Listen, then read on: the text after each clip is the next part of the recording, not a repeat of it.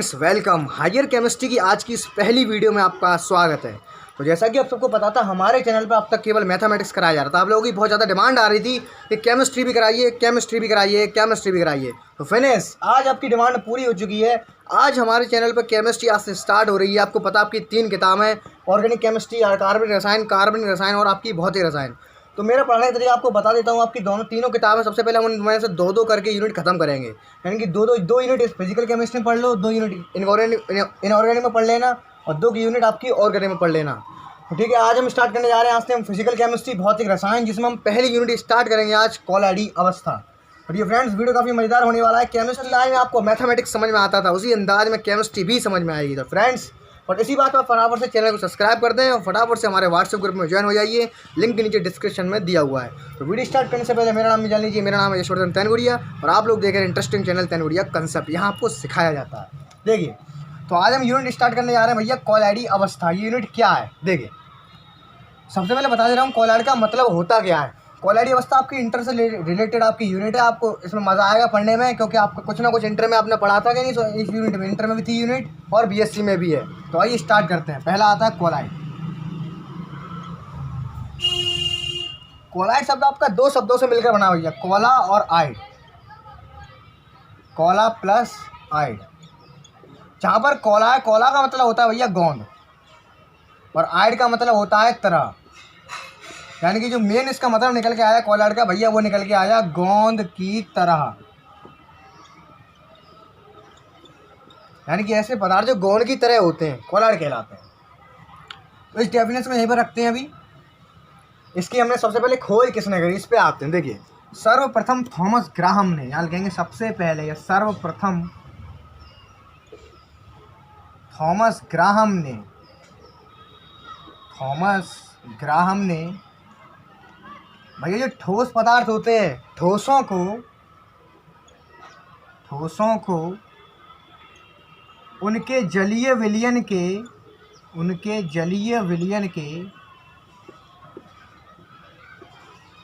चरमपत्र झिल्ली में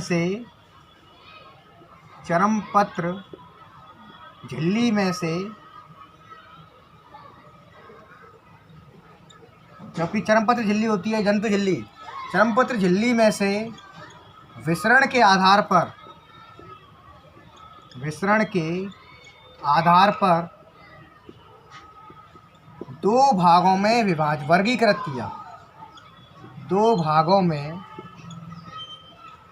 वर्गीकृत किया।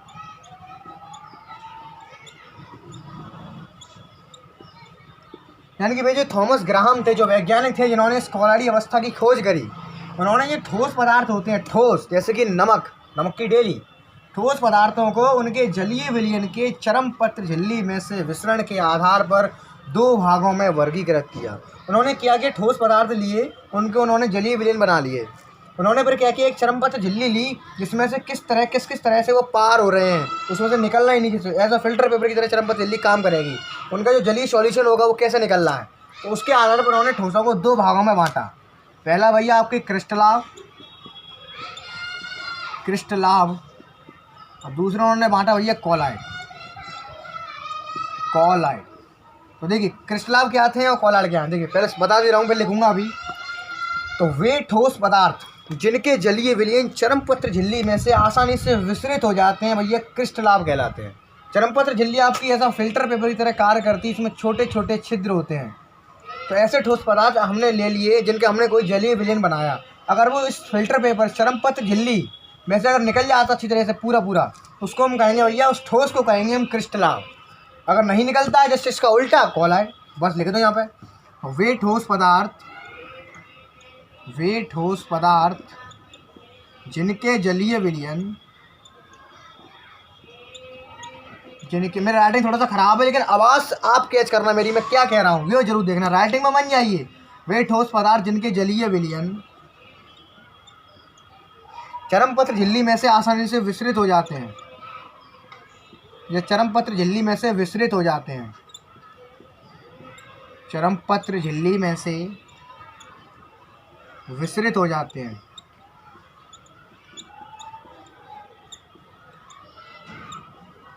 क्या कहलाते हैं भैया, आपके क्रिस्टलाव कहलाते हैं। क्रिस्टलाव कहलाते हैं। उदाहरण देख लीजिए इसका, एक नमक, नमक का जलीय विलयन चरमपत्र झिल्ली में से आराम से पूरा पार हो जाएगा। नमक, शेरा, चीनी आदि। और वहीं जैसे इसका उल्टा कर दो, बस बहुत इजी लैंग्वेज लिखा रहा हूँ मैं, किसी बुक की लैंग्वेज नहीं है भैया, मेरी खुद की लैंगवेज है ये मेरी, किसी बुक में इतनी आसानी से नहीं मिलेगा। बुक की लैंग्वेज को आप रटते रटते छोड़ दोगे, रट नहीं पाओगे उसको। देखिए इसका जैसे उल्टा कर दो, वे ठोस पदार्थ, बिल्कुल सटीक लैंग्वेज लिखा रहा हूँ मैं, ये किसी बुक की लैंग्वेज नहीं है, पहले बता दी मैंने। वे ठोस पदार्थ, अगर बुक से लिखाना होता तो मैं कब का लिख के लगा के निश्चू कर देता। वे ठोस पदार्थ जिनके जलीय विलयन, बहुत सटीक लैंग्वेज दिखा रहा हूँ मैं ये, चरमपत्र झिल्ली में से होकर विसरित नहीं हो सकते हैं। जिनके जलीय विलयन चरमपत्र झिल्ली में से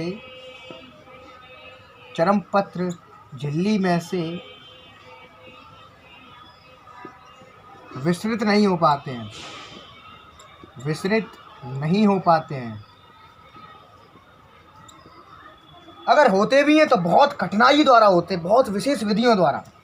अगर होते भी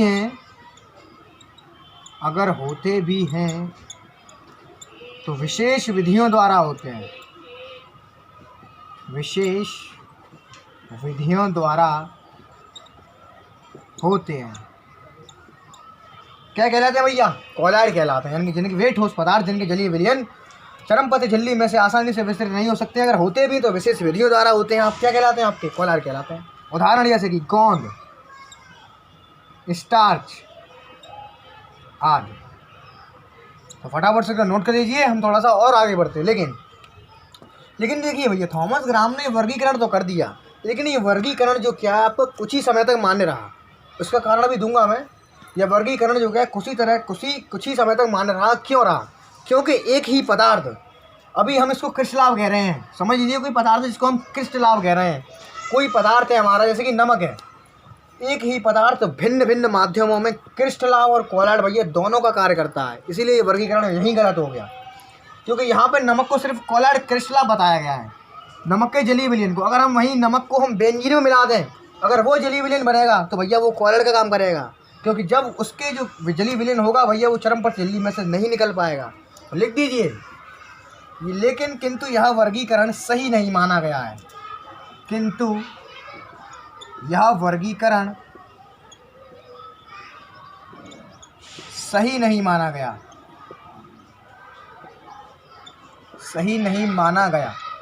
क्यों? क्योंकि एक ही पदार्थ भिन्न भिन्न माध्यमों में, यानी कि माध्यम बदल दे उसका, भिन्न भिन्न माध्यमों में क्रिस्टलाव व कॉलॉइड दोनों का कार्य करता है। राइटिंग में मत जाइए, जो मैं बोल रहा हूँ उसको सुनिए। भिन्न भिन्न माध्यमों में क्रिस्टलाव व कॉलॉइड दोनों का कार्य करता है,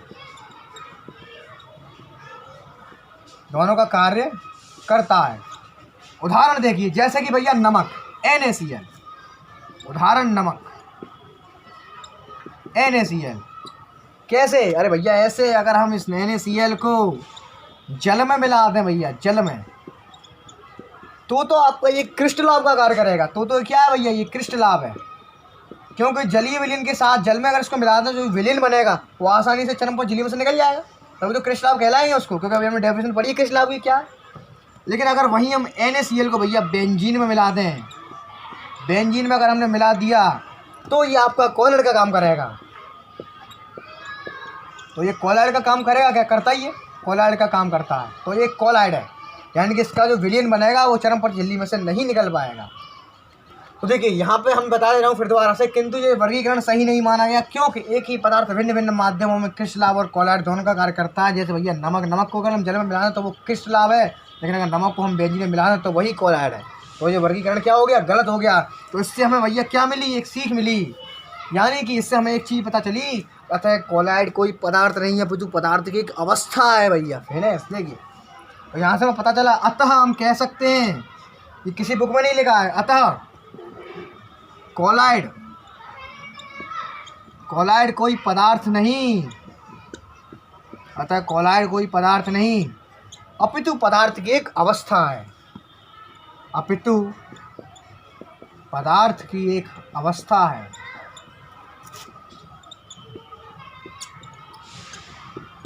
यानी कि कोलॉइड कोई पदार्थ नहीं है, एक पदार्थ की अवस्था है जिसमें कोलॉइडी कणों का आकार 1 नैनोमीटर से 100 नैनोमीटर के मध्य होता है, जिसमें कोलॉइडी कणों का आकार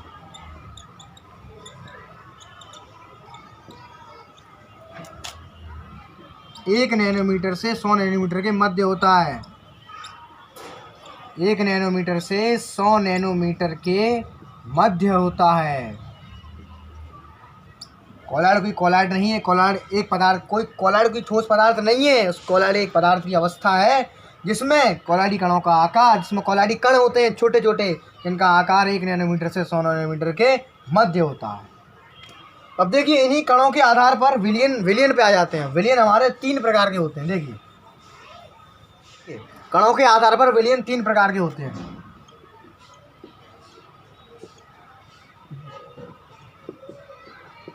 विलयन 3 प्रकार के होते हैं।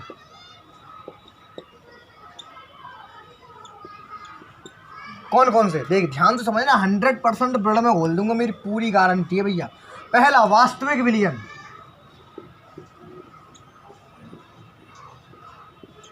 दूसरा कोलॉइड,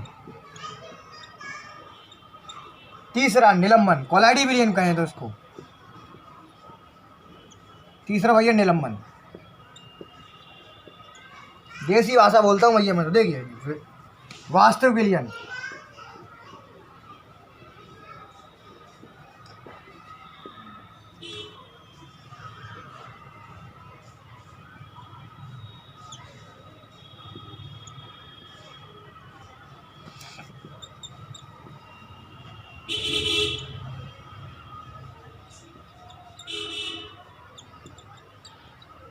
फिनिश। तो ये पूरा ब्लड में घुल जाएगा। देखिए वास्तविक विलयन क्या है, वह विलयन जिसमें कणों का आकार भैया 1 नैनोमीटर से कम होता है, 1 नैनोमीटर से कम होता है, सॉरी कम होता है। कौन सा विलयन कहलाता है भैया, वास्तविक विलयन कहलाता है। यानी कि ऐसा विलयन जिसमें कणों का आकार 1 नैनोमीटर से कम होता है, वास्तविक विलयन कहलाता है। कोलॉइडी विलयन, ऐसा विलयन जिसमें कणों का आकार, मैंने थोड़ी देर पहले ही बताया था, 1 नैनोमीटर से 100 नैनोमीटर के मध्य होता है, मीटर के मध्य होता है। और निलंबन, और ये तो बहुत बड़े बड़े हैं भैया, वह विलयन जिसमें कणों का आकार 1000 नैनोमीटर या उससे अधिक होता है।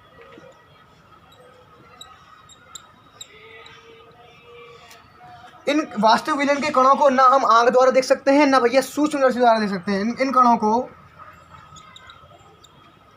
को ना ही किसी यंत्र द्वारा, जो मैं बोल रहा हूँ बहुत इंपॉर्टेंट लैंग्वेज को लिख लेना, ना ही किसी यंत्र द्वारा और ना ही नेत्र द्वारा देखा जा सकता है, और ना ही नेत्र द्वारा देखा जा सकता है। ठीक। कोलॉइडी विलयन वह विलयन होता है जिसमें कणों का आकार 1 नैनोमीटर से 100 नैनोमीटर के मध्य होता है। इसके जो कण होते हैं इसको हम सूक्ष्मदर्शी से देख सकते हैं। इसके कणों को हम किसी यंत्र द्वारा देख सकते हैं, किसी यंत्र द्वारा देखा जा सकता है, और इनको हम आँख से भी देख सकते हैं अगर हमारी आँख पूर्णतः स्वस्थ हो तो। निलंबन आ जाते हैं। निलंबन के तो बहुत ही बड़े बड़े कण हैं, इनको दोनों तरह से देखा जा सकता है, इनको दोनों तरह से देखा जा सकता है। ठीक है भैया, बहुत बढ़िया। फिर से बता देता हूँ मैं, कणों के आधार पर हमारे विलयन 3 प्रकार के थे, या हैं वास्तविक विलयन, कोलॉइडी विलयन और निलंबन। वास्तविक विलयन बहुत सरल लैंग्वेज मेरी, आप बस पकड़ने की कोशिश करो। ऐसा विलयन जिसमें भैया कणों का आकार 1 नैनोमीटर से कम होता है, वास्तविक विलयन कहलाता है। इनके कणों को ना तो हम आँख से देख सकते हैं, ना ही किसी स्कोप से देख सकते हैं, ना ही किसी यंत्र से देख सकते हैं। कोलॉइडी विलयन ऐसा विलयन जिसमें कणों का आकार 1 नैनोमीटर से 100 नैनोमीटर के मध्य होता है। इन कणों को हम किसी यंत्र द्वारा देख सकते हैं, लेकिन आँख से भी देख सकते हैं, आँख अगर स्वस्थ हो हमारी तो। उसका निलंबन, ये तो बहुत बड़े भैंसा जैसे कण है, तो वैसे बहुत बड़े बड़े हैं। निलंबन क्या है, कोई चीज़ खराब होना। ठीक है। तो वह विलयन जिसमें कोलॉइडी कणों का आकार या वह विलयन जिसमें कणों का आकार, कॉलरी कट नहीं कहेंगे, थोड़ा गलत बोल गया मैं, वह विलयन जिसमें कणों का आकार 1000 नैनोमीटर या उससे अधिक होता है वो हमारा निलंबन कहलाता है। और इसके कणों को हम दोनों तरह से देख सकते हैं, आँख से भी देख सकते हैं भैया और हम स्कोप से भी देख सकते हैं। तो ये हमारे कणों के आधार पर विलयन 3 प्रकार के थे, मैंने आपको बता दिए। आइए आगे बढ़ते हैं। उसके बाद आते हैं आपके कॉलॉइड के प्रकार। कॉलॉइड भैया आपके 2 प्रकार के होते हैं। पहला द्रव स्नेही कॉलॉइड और द्रव विरोधी कॉलॉइड। द्रव स्नेही कॉलॉइड, द्रव स्नेही कॉलॉइड। उसके बाद आता है हमारा द्रव विरोधी कॉलॉइड। द्रव विरोधी कॉलॉइड तो नाम से मालूम पड़ रहा है भैया, द्रव स्नेही कॉलॉइड जो द्रव से स्नेह करता हो, फिनिश। तो वे कॉलॉइडी पदार्थ या वे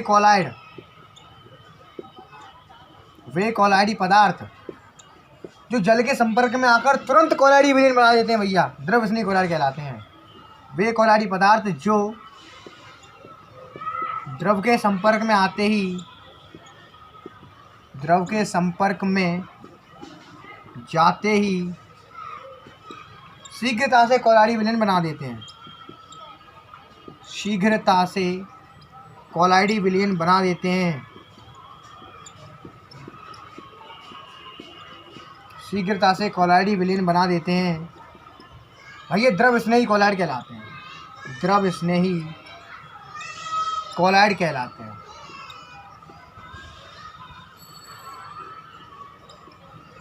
उसका उल्टा कर दो, द्रव विरोधी हो गए। अरे वह पदार्थ, वह कॉलॉइडी पदार्थ जो द्रव के संपर्क में आकर शीघ्रता से कॉलॉइडी विलयन नहीं बनाते। हो गया काम, लिख दो बराबर से। वे कॉलॉइड जो द्रव के संपर्क में आकर, द्रव के संपर्क में आकर शीघ्रता से कॉलॉइडी विलयन नहीं बनाते हैं। शीघ्रता से कॉलॉइडी विलयन नहीं बनाते हैं। क्या कहलाते हैं भैया? द्रव विरोधी कॉलॉइड कहलाते हैं। द्रव विरोधी कॉलॉइड कहलाते हैं। इनको भैया 2 नाम से हम जानते हैं। द्रव विरोधी कॉलॉइड भी कह सकते हैं इसको हम द्रव स्नेही कॉलॉइड या द्रव स्नेही सॉल, ठीक है, इसको हम सॉल भी कह सकते हैं। सॉल, द्रव विरोधी कॉलॉइड या द्रव विरोधी सॉल, ठीक, बहुत बढ़िया। इनके एक एग्जाम्पल देख लेते हैं फटाफट से। स्टार्च और जो क्या द्रव विरोधी में देख ली,